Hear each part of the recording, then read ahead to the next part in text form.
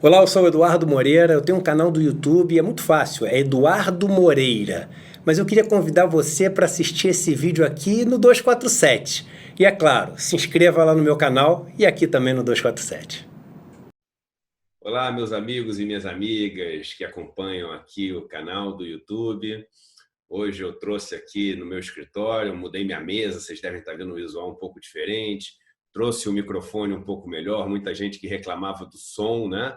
Então eu leio as coisas que vocês falam, né? E tento usar todas essas críticas construtivas aí para fazer o nosso espaço aqui cada vez melhor. Claro, aquelas críticas de ataque pessoal, gratuito, etc., isso acho que não leva a lugar nenhum. Então, essas pessoas que estão aí só para arranjar confusão são excluídas aí do canal para a gente poder continuar tendo uma coisa aqui saudável, de debate, de discussão, de crítica, mas sempre saudável. E hoje eu trouxe aqui no escritório esse super cientista político, meu amigo, o Alberto Carlos de Almeida, que já escreveu vários livros. Eu tenho aqui em cima, não está dando para ver na prateleira de cima, vários livros dele, vários livros que se tornaram best-sellers, né? E num momento super interessante para a gente falar sobre política aqui no Brasil. Em primeiro lugar, muito obrigado aí pela presença. E eu agradeço o seu convite, Eduardo. Então, eu queria começar falando o seguinte: a gente está num momento de país onde o governo tenta passar reformas estruturais que são muito importantes. E quando eu digo importantes, não quer dizer que eu sou a favor das reformas, não.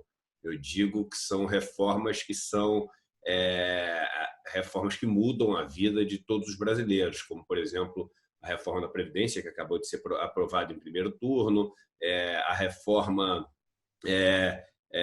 tributária, que é algo que também já está em debate, né, já está sendo avaliado, e várias outras coisas.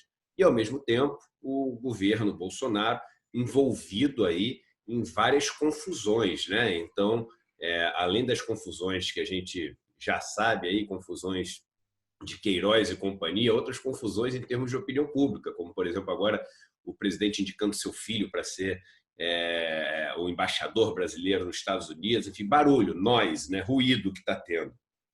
Que tipo de jogo político a gente está tendo em Brasília? Realmente o Congresso esqueceu o presidente e está tendo uma agenda própria e esse barulho do governo não atrapalha nada, ou esse barulho do governo realmente atrapalha as coisas acontecerem no Brasil?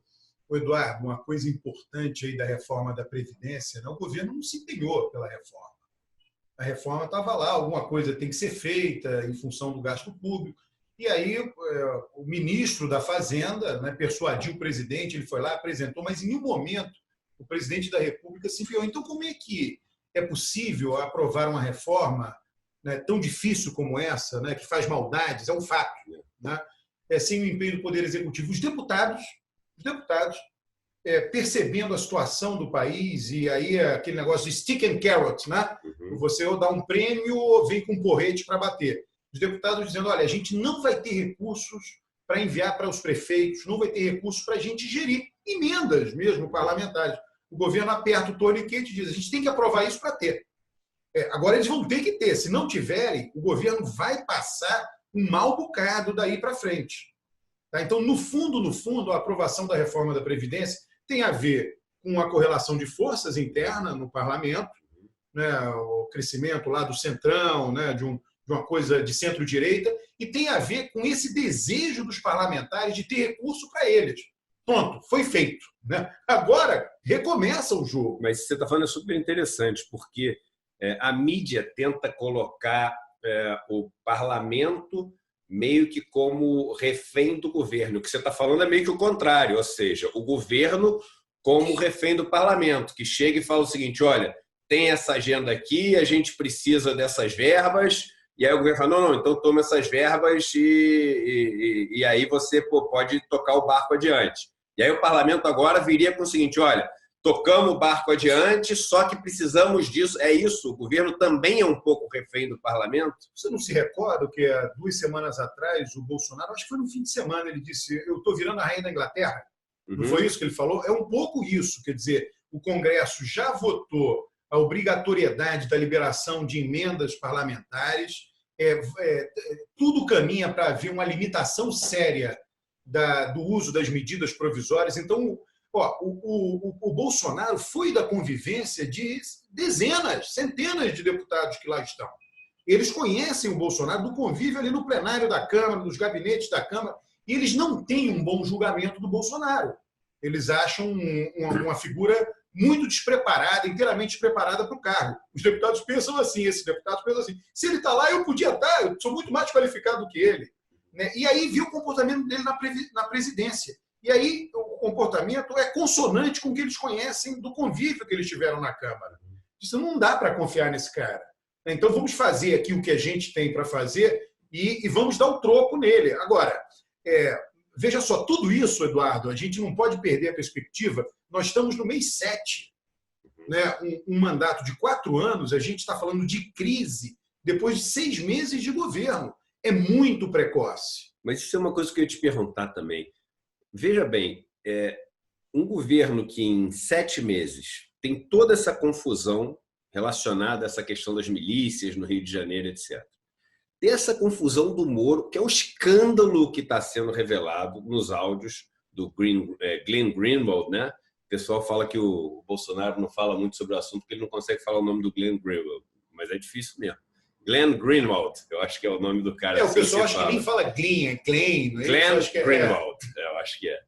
Mas então esse negócio que é um escândalo que está sendo reportado, realmente uma parcialidade total do juiz, que é o ministro da Justiça, que some no meio dessa confusão e aí depois some oficialmente, ou seja, tira uma semana de férias. E a única hora que a gente vê o ministro são nos jogos de futebol, né, comemorando. O negócio virou uma realidade fantástica, aqueles filmes que a gente vê de coisas absolutamente surreais.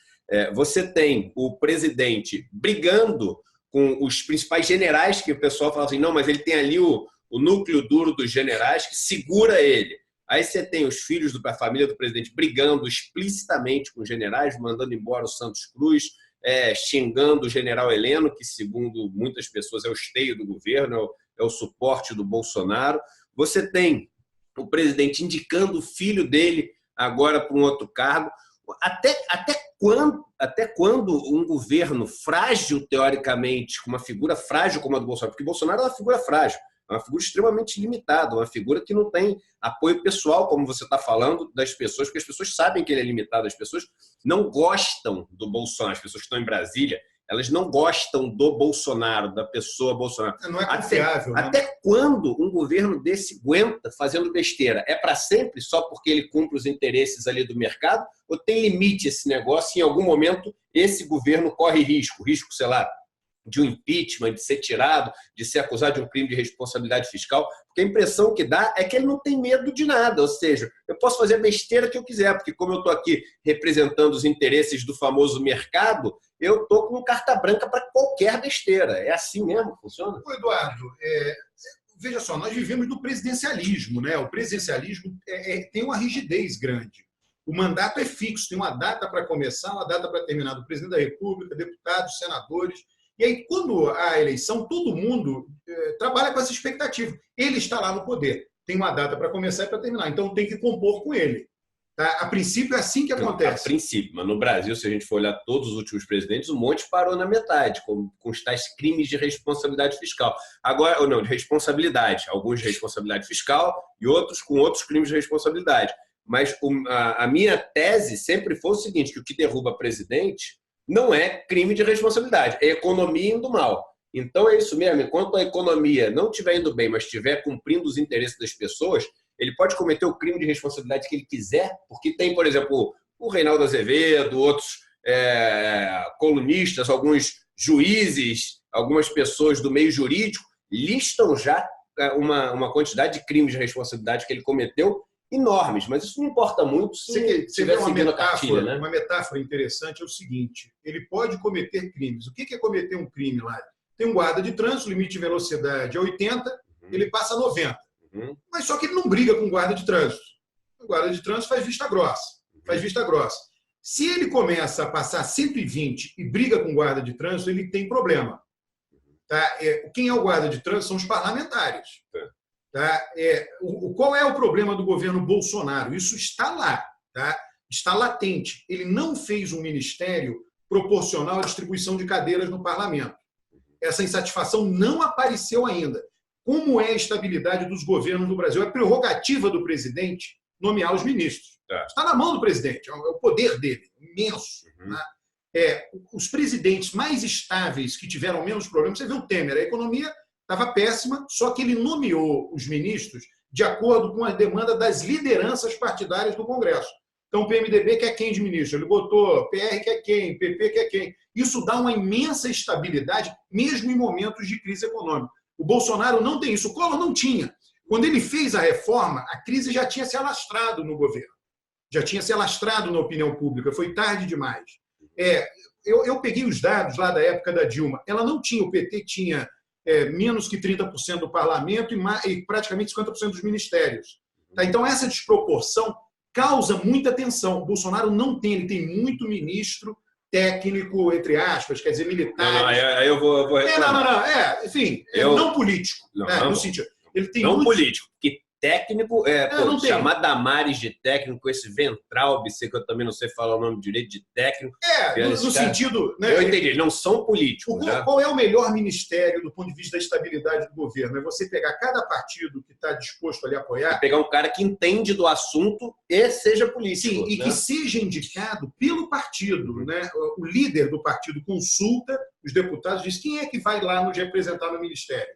Essa é a maneira adequada de formar. O Bolsonaro não fez isso. Então, ele está se fiando em quê agora? Ele está se fiando, por enquanto, na aprovação que ele tem, 30 e poucos % de ótimo e bom, e na visão que todos têm do sistema. Quer dizer, está lá, está eleito, tem uma rigidez, a gente tem que tocar com o que está aí. É claro que se a coisa se torna insuportável, a pressão sobre ele vai aumentar muito.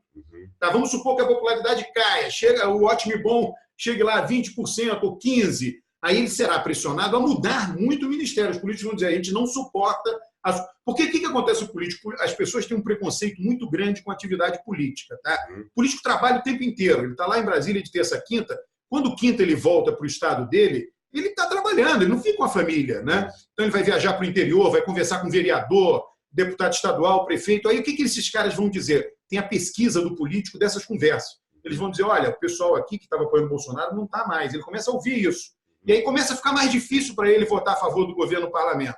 A não ser que o governo atenda em muitas demandas. Isso ainda não aconteceu. De novo, nós estamos no 6º mês. Olha, a gente já está conversando isso agora no 6º mês. Isso não aconteceu com Fernando Henrique I, não aconteceu com Lula I, nem com Dilma I. Tá? É muito precoce tudo isso que a gente tem conversado sobre a crise. Por quê? Porque ele não sabe conduzir a política. O Bolsonaro não é um político nesse aspecto. Mas aí eu ia fazer uma pergunta seguinte. Eu estava conversando esse final de semana com um amigo meu. A gente está nesse negócio, reforma da Previdência, que é um absurdo. As pessoas que me assistem aqui sabem o quanto eu luto contra essa reforma. Aliás, algumas das bandeiras que eu carrego aí, eu acho que a gente está vendo o resultado. Né? Ontem a gente conseguiu, a oposição conseguiu, né, baixar de 20 para 15 anos a idade mínima de contribuição dos homens, uma grande vitória, porque aumentar de 15 para 20 anos pegava na veia os negros, os pobres, as pessoas no Brasil que trabalham mais na informalidade. Então, virou um negócio de contenção de danos. Né? Essa reforma não tinha que passar. E agora, como passou, né, no primeiro turno, a gente tem que tentar conter os danos para tentar proteger quem precisa de proteção no Brasil. Mas o problema é que tem um monte de coisa acontecendo ao mesmo tempo que ninguém está vendo.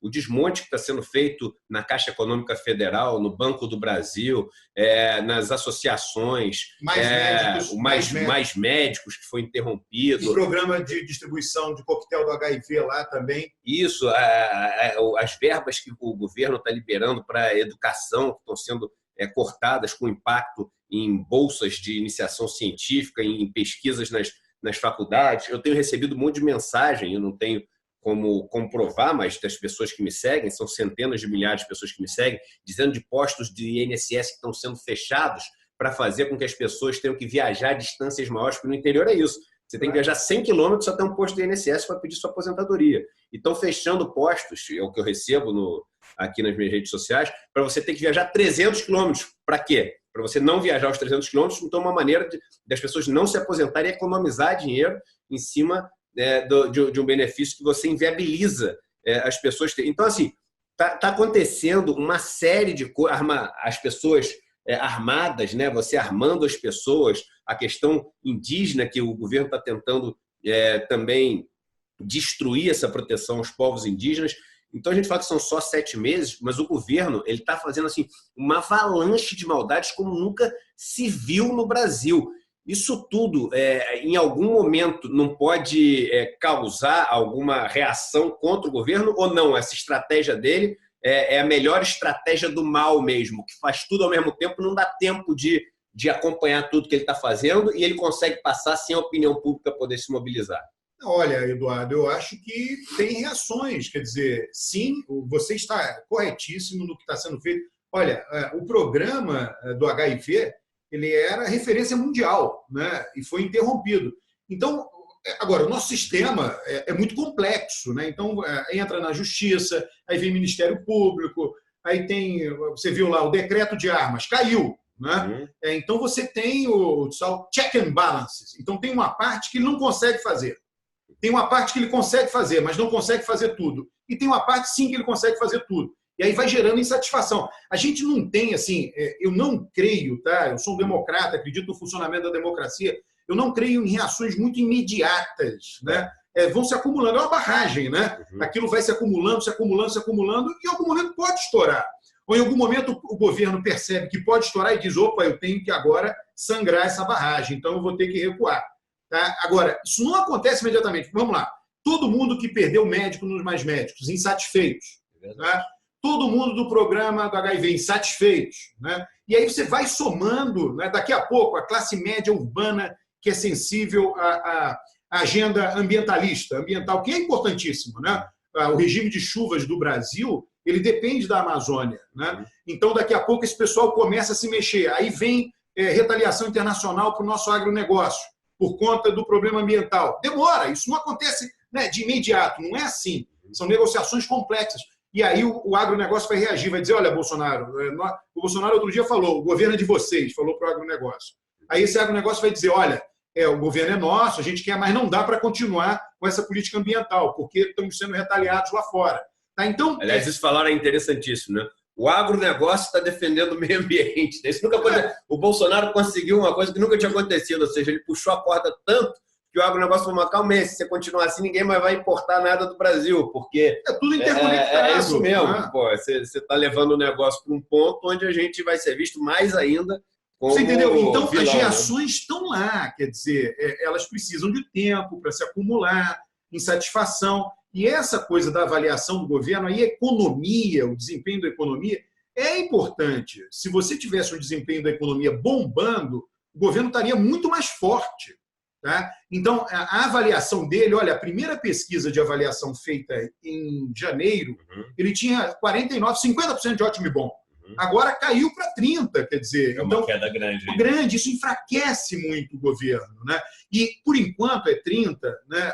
Vamos supor que a economia fique do jeito que está, ou vamos até supor, vamos dar o benefício para o governo, que ela melhore um pouco. Né? Mas as pessoas se cansam também, elas tentam um emprego, não conseguem, tentam melhorar de vida. Por enquanto, uma fatia grande do eleitorado ainda atribui a crise a governos anteriores. Com a passagem do tempo, vamos dizer, olha, já passou muito tempo, não dá para dizer mais que foi o governo anterior. Agora o problema é nesse governo. Só que o tempo precisa passar. Não tem uma mágica que você acelere o tempo, entendeu? Então, agora, por isso que eu digo, a democracia funcionando, ela assegura que um governo assim não sobreviva. Tá? Agora, não é da noite para o dia. As coisas têm seu tempo, é verdade. Tem seu tempo. Né? A sociedade está reagindo. Você não acha que a sociedade está assim, complacente com tudo isso que está acontecendo? Você acha que tem sim uma reação? Sim, olha, se a gente for olhar, coloca uma lupa, você vai ver várias derrotas importantes do governo. Vai ver as derrotas no parlamento, no Senado, na Câmara, decreto de armas, a própria limitação do poder do governo é uma derrota importante. Tá? Os deputados e senadores estão representando o desejo da sociedade de limitar um governo que faça maluquice. É um fato. Né? De alguma maneira, eu sou muito crítico à atuação do MP e do Judiciário, por razões estruturais, mas de alguma maneira eles representam uma mentalidade da sociedade, eles estão limitando também o governo em várias ações. Então, isso está acontecendo. O Supremo está limitando também decisões do Supremo. Poderia ser mais, poderia ser menos. Sempre é assim, né? Nunca todo mundo vai estar satisfeito. Mas você tem uma série de instituições que têm impedido a situação de ser ainda pior. Tá? É um fato, eu estou falando de um fato, você sabe disso. Agora, tem lá deputados, tem lá senadores, eles têm a agenda deles também. Se eu fosse um deputado, você fosse um deputado, a gente, para a sobrevivência eleitoral nossa, a gente precisava ter recurso, né? Então, eles estão atrás de recurso. E isso orienta um pouco o comportamento deles na Câmara e no Senado. É um fato. Tá? Agora, eu sou muito otimista. O governo é horrível, é um governo, eu sempre digo, é um governo antiluminista, é um governo que vai contra o progresso. Ele não tem como vencer. O progresso é um rio caudaloso, uma correnteza forte. Isso pode durar por um período. Você nada contra a correnteza. Chega uma hora que cansa, não dá para ir contra a correnteza. Eu acho que é o seguinte, é um governo que ele entrou acreditando que a Terra era plana.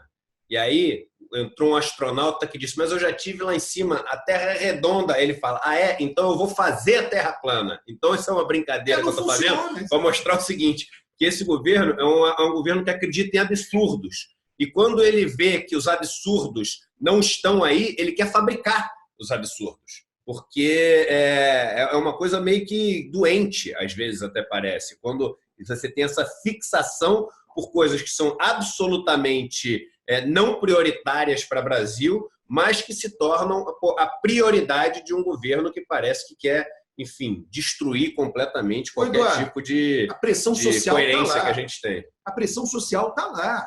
Tá? Ano que vem tem eleição para prefeito. É verdade. Não significa que o governo... Essa é uma eleição que é importante no jogo político. Sim, né? E não significa que o governo será avaliado na eleição, mas tem uma coisa que é verdade. Os prefeitos estão batendo a porta em Brasília dos ministérios. Por quê? Porque eles querem ser reeleitos, os que estão disputando reeleição. Quem não está disputando reeleição quer eleger um indicado, o sucessor dele. Né? E na medida em que o governo não os atenda, eles se voltarão contra o governo. Tá? Então, agora, isso leva tempo, não tem jeito, não é uma coisa que aconteça da noite para o dia. Por enquanto, tem o benefício da dúvida. Imagina, o eleitor, nós temos uma posição clara, né? Porém, o eleitor lá, que é o eleitor de centro, ele está dizendo ainda hoje, está dizendo o seguinte, olha, ele está ruim, não estou satisfeito, etc., mas vamos dar mais um tempo, vamos dar o benefício da dúvida, vamos deixar passar, ainda está muito no início. Ainda tem isso, a tal lua de mel. Né? Ela cada dia mais curta, o tempo dela, vamos dizer, até o final do ano. Né? Se até o final do ano as pessoas não sentirem alguma melhora na vida delas, a situação do governo ficará muito difícil. Não tem a menor dúvida com relação a isso. E aí ele terá que compor com as forças congressuais. Né? O problema do governo é que ele criou um discurso na campanha que o impede de fazer isso. Ele criou uma armadilha para ele, um alçapão. Velha política. Mas a política está aí. São as instituições, é o mundo real. São deputados e senadores que você precisa deles para aprovar aquilo que é do seu interesse. Então está aí o Bolsonaro. Algo que ele prometeu na campanha, armas. Eles disseram, não queremos isso. E aí, como é que você faz? Tá? Então isso vai ficar assim o tempo inteiro. Legal. Olha só, eu vou querer que você volte aqui mais vezes, a gente não fica tão longe. É a primeira vez para um bate-papo desse no canal do YouTube. Você já veio aqui para uma aula que a gente deu junto aqui para os meus cursos, né? E agora, antes de terminar, eu só queria dizer o seguinte, você vai dar um curso agora seu também, né? Ciência política. Então, fala para as pessoas, eu vou deixar no link aqui embaixo. O Alberto Carlos, ele está fazendo um formulário para as pessoas que estiverem interessadas serem avisadas sobre esse curso. Eu vou deixar aqui embaixo, mas fala um pouquinho do curso para as pessoas. Eduardo, inclusive, esse curso, você foi uma inspiração muito grande, tá? Os seus cursos, né? Foi um motivador muito grande. É um curso, eu vou fazer vários cursos na área de ciência política e o primeiro tem como título Quem Manda no Brasil. É complexo, né? Todo mundo, quando pensa em quem manda no Brasil, pensa logo em corporações, mercado financeiro, né? Eu sempre trago pensamentos mais fora da caixinha, né? Sim, os interesses organizados são importantes, mas a gente vai ver a matização disso dentro das nossas instituições. Por exemplo, a gente acabou de ver, você comentou agora há pouco, a reforma da Previdência. Os deputados mandam no Brasil? Mandam. Eles alteraram uma lei importante que tem impacto na vida de todos os brasileiros. Né? E como esses deputados chegaram lá em Brasília? Então você vai entender, por exemplo, isso. Como é que eles chegaram lá em Brasília? Nós vimos aqui a aprovação do texto base da reforma da Previdência. Votam-se os destaques.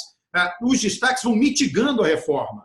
Né? E aquilo ali tem conexão com o nosso sistema eleitoral. Então, tudo isso você vai entender. O que eu aprendi com você, Eduardo? Você disse o seguinte, olha, as pessoas, para interferir na política, precisam estar mais bem informadas de como a política funciona.